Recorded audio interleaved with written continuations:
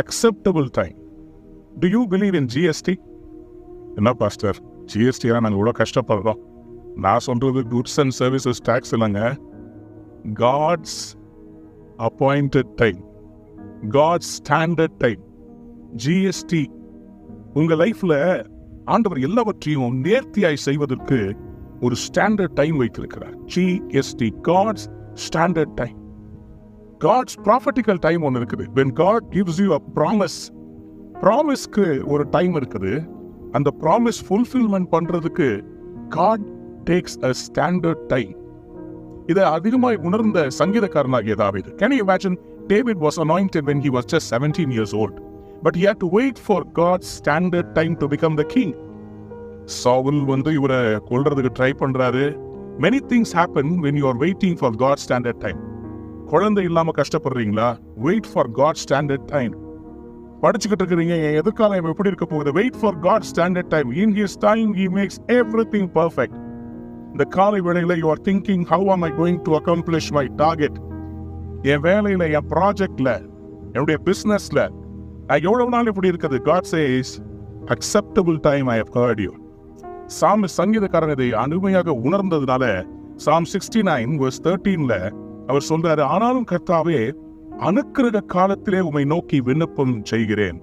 He knows this is the time when you will hear my prayer. அனுக்கிரக காலம், எனக்கு தேவனுடைய கண்களில் தயவு கிடைக்கிற காலம். அன்பு தேவ பிள்ளையே, so far you might not have been receiving an approval for the petitions that you have been praying for, but today God says this is the time. This is the time of acceptance. இதுவரைக்கும் no no நோன்னு சொல்லி உங்களுக்கு பதில் வந்திருந்தாலும் இந்த வருடம், இந்த நாள் is an acceptable time. God is going to accept your petition. உங்களுடைய அந்த பெட்டிஷனை அவர் அக்ரி பண்ணி அதுக்கு பதில் தர போகிறார். Amen. Today I believe this is a day that God is going to change all your no's into yes. உங்களுக்கு இதுவரை பரலோகத்துல இருந்து வெயிட்னு சொல்லி வந்திருக்கலாம், நோன்னு சொல்லி வந்திருக்கலாம். Today I prophetically speak God's standard time, GST over your life. God's acceptable time. அன்புடைய acceptable timeல மழைக்காக நீங்க ஜெபிக்க வேண்டாம், மழை தன்னால வரும்.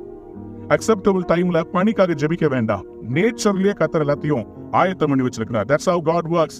He's got a standard time for everything. If he has a standard time for the whole world, he's got a standard time for your life. And he's going to prosper it. Today, I prophetically bless you in the name of Jesus.